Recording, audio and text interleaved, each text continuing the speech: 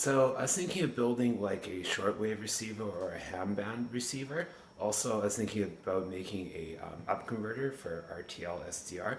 So I've been buying some like alarm clocks to get the parts out of them, but I was thinking I'd get this like maybe these like 201 or 301 certain kits so that maybe I could like use them and build upon on top of them. And so I went out tonight in this like crazy bike ride, and I thought, it's like it's supposed to be positive temperatures, so I can at least survive. I mean, it was pretty rough, and like everything's just ice around me, and it's just freaking crazy. There's construction, and I went out to this really nice guy in Gatineau who was like waiting for me, who sold me this thing at like 10:30 p.m. And once again, I've gone out on like a crazy internet bike purchase without killing myself, and that's really great.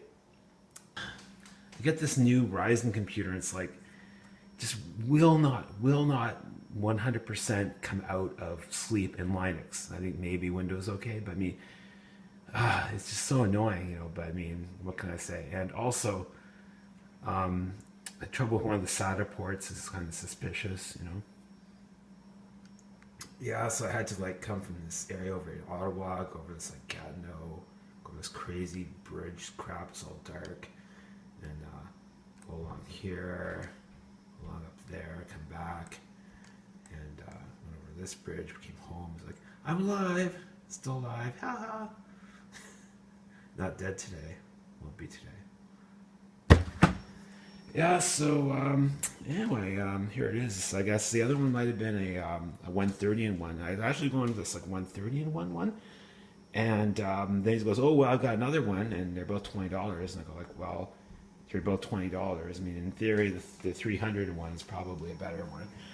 The other one is more for like kids and everything." But the first time I seen one of these things, I had to put it like a vertical. I had to put this all vertically in my bike bag, just because like I need to drive my bike with two freaking hands. Can't carry. I've tried that thing before, trying one thing home. Carrying one thing in one arm is it's not a good experience to have to do that.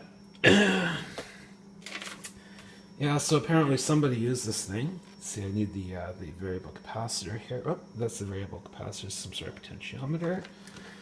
And yeah, so everything kind of went a little crazy here on the ride home, but I see there's these chips here that hopefully are still sealed and are good. I know there's a quad op amp in there. I don't know what the maximum output is, but I guess an op amp is really good for creating an input signal to like a sound card. I just expect to be able to do that.